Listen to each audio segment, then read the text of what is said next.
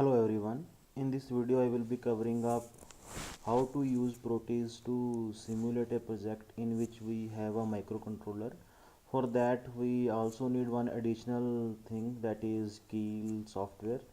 Keel is actually a IDE. IDE means Integrated Development Environment, which is used to write code for microcontrollers. So I am using this Microvision 3 Keel for 8051. So I will be showing you how to use this software to write a small piece of code which can be used in a microcontroller and simulate that microcontroller circuit using Proteus. So first of all, we'll be creating a small circuit in which I have to blink a LED using microcontroller. So for that, first of all, we have to look for microcontroller. There are different chips available under 8051. Let us look for it AT89C52. So this is particular chip which we are looking for.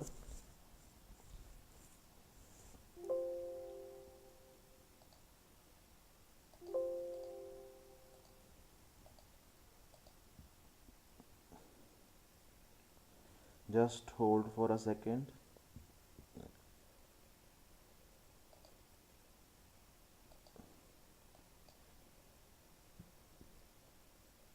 Sorry for the delay, as it takes some time. Okay, now we have placed the microcontroller. Now this is the microcontroller. It has 40 pins and 4 ports. These are GPIO ports. First is port 0, port 2, port 3, port 1. These are pins used for connecting the crystal. This is for connecting the reset circuit. This is EALE address latch enable, external access, program status enable. So these are general pins. To read about this microcontroller, you can refer to Mazidi. That is very good book on 8051. Now I will be just showing you how to use this microcontroller for the first time. Now let us use the port 2 of this microcontroller. These are the ports which can be programmed, means I can send any ones or zeros on these ports. And so to make a circuit, let us connect now LEDs. Look for LED.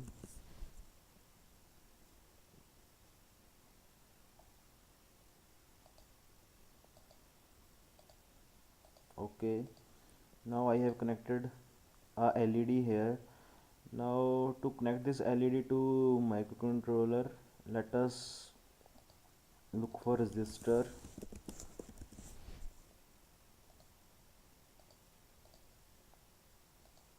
Now connecting this LED to port first pin of port 2.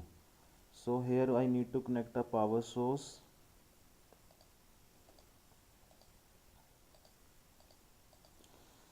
So now this LED will glow when I send a 0 to port 2.1, and it will not glow when I send 1 to port P2.1.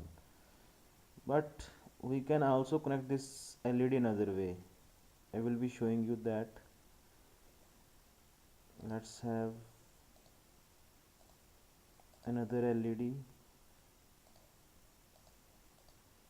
Now if I connect this LED like this to this pin, and a resistor like this, and ground here.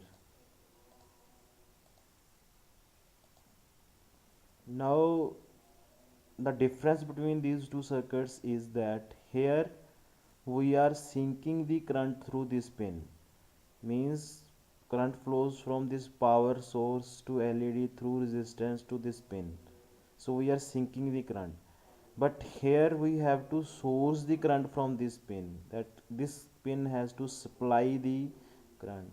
So it is always better to sync current into microcontroller because it has more syncing capability as compared to sourcing capability, and it puts less pressure on IC, means it becomes less hot. So this design is always better for connecting the LEDs. Now again we will have to reduce the value of resistor, let it be 500 ohms, and this also 500 ohms. Okay, so I am ready with my circuit. Actually I need not connect these crystals or reset circuits here in Proteus, but actually if I want to use the microcontroller in hardware, then I need to connect these connections. I will show you later on that how to connect these connections. Now to edit the properties, we can change the clock frequency in this IC and also put program files here, means if what program we want, we can give program file here, that I will be showing you shortly. Okay, now we are ready with circuit. Now to write program for this small circuit, let's go to Keel. Now here this is the Keel IDE for programming microcontrollers. Now we go to project, then new project. Here I am creating a new folder where I will be placing my project, temp folder. Here I will be giving name to my project, that is temp, save. Now here I will have to select the microcontroller which I am using for my design. So here as I am using 8089S52 from Atmel, so I will be looking for this particular microcontroller 889C52. Okay, yes. Now here this is the sample workspace which we have created. Now adding a file to this can be done through this file new. So this is a new file. Now to save this file save as. Now this file has to be saved with any name, for example main.c, what .c as extension, .c should be extension. So saving it. Now this is my file main.c, but this file is still not part of this workspace. So to add this file to this workspace, go to target, manage components, source group 1, add files. Now select this file and add, so close. Okay, now this file has become part of this workspace. Here we can write our code. One more thing before proceeding further is that we need a header file to be included into this workspace. That header file contains the information about the pin description and address space of microcontroller. So that particular header file I have in some other folder. For example, if I go to my folder where I have stored this material, so I have another workspace where I used that header file. This header file you can get from internet or from me. Now I will copy this header file into my current directory where I have saved my, that is temp, my workspace. Here I will be pasting this header file. Now to add this file, header file, again go to target, manage components. Now let add files, go to this.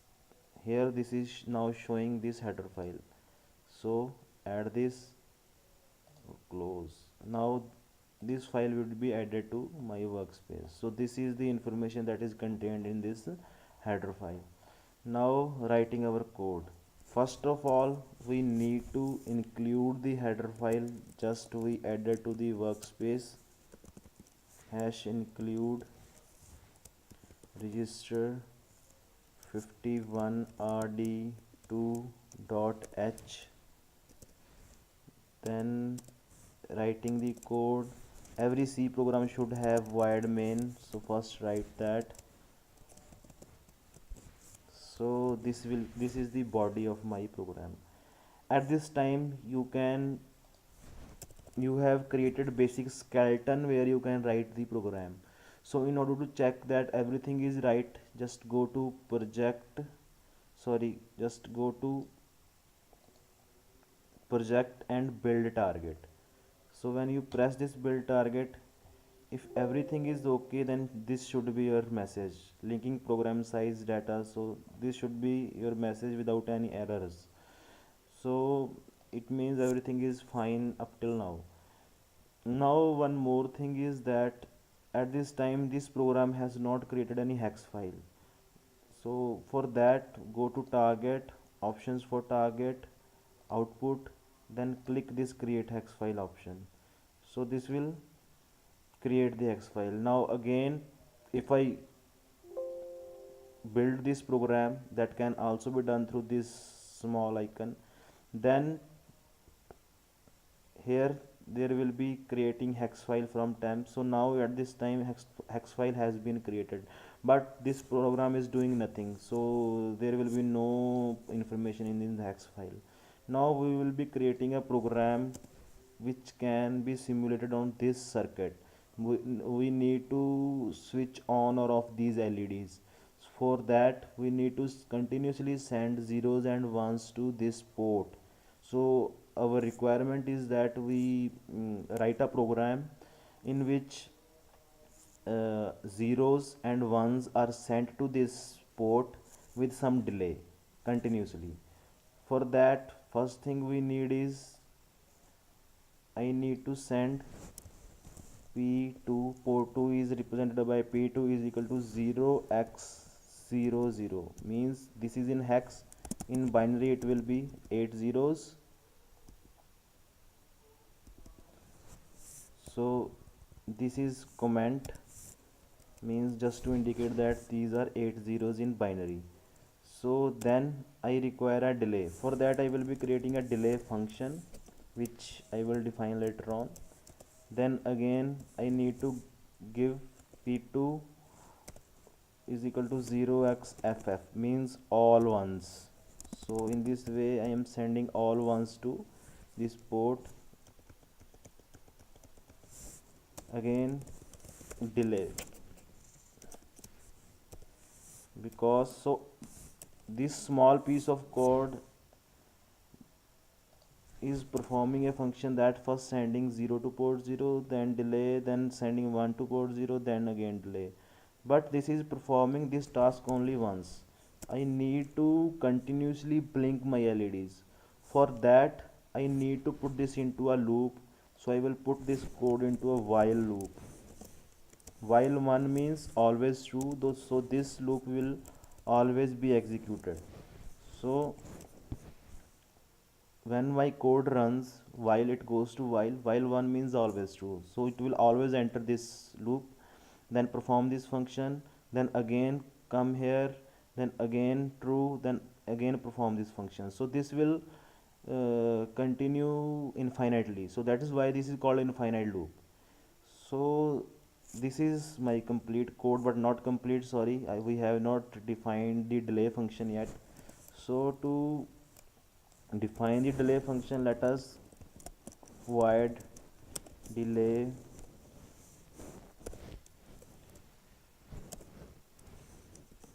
so this is the regular C syntax used to declare the functions. Now for delay I will be putting up some value in variable, for example declaring a variable unsigned long int I and assign a value of 10,000 to it. Then while I negative means it code will stuck here until this I becomes 0. So in this way my code is complete. Now to build this code, so there is syntax error. Where is that syntax error? Okay, I have put a colon instead of semicolon. So again, so in this way I have created a hex file by writing a small piece of software. Now I want to test my hex file into this circuit. For that, if I look up at the directory, there will be hex file created with this name temp hex file. So now in Proteus I have to load this hex file, edit, go to program file and select that hex file which is in that particular folder only. Temp, this is temp. Okay, so now my IC has been loaded with the hex file. To run this hex file, go to play. So as you can see that these LEDs are alternately flashing, alternately because one LED is glowing for 0, other LED is glowing for 1. So we have successfully simulated the circuit, this small circuit. Now stop this. One more thing which I want to tell you, that we can parallelly debug the code also using Keil and Proteus. For that, first make sure that in Proteus go to debug and tick this use debug monitor option. After ticking this, now go to Keil and go to again target option. For target debug, here select Proteus VSM simulator. So press, after selecting this, press OK. Now we can parallelly debug the code. For that, let us do it like this. Now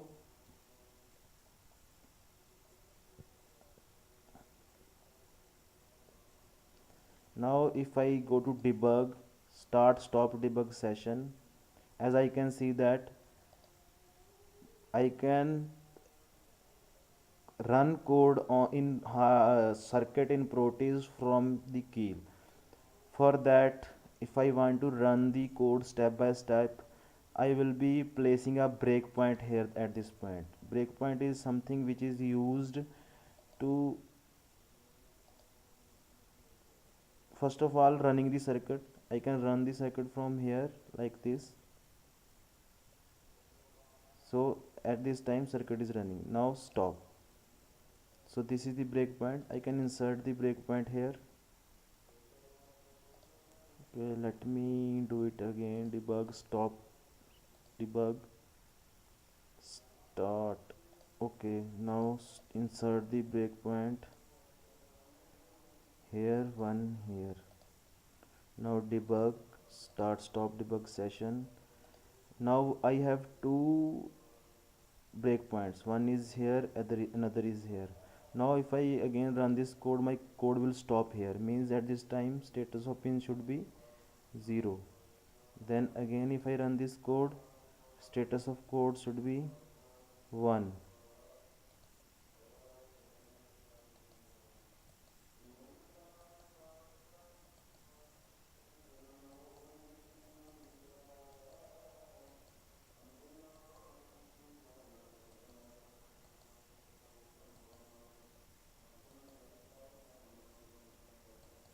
So in this way we can simulate the code here. So this particular thing is useful when we have a code and we have some logical problem in our code. We can debug that problem through by using this method, means debugging parallel in Keil and Proteus. So thanks for watching the video. That's all for this video.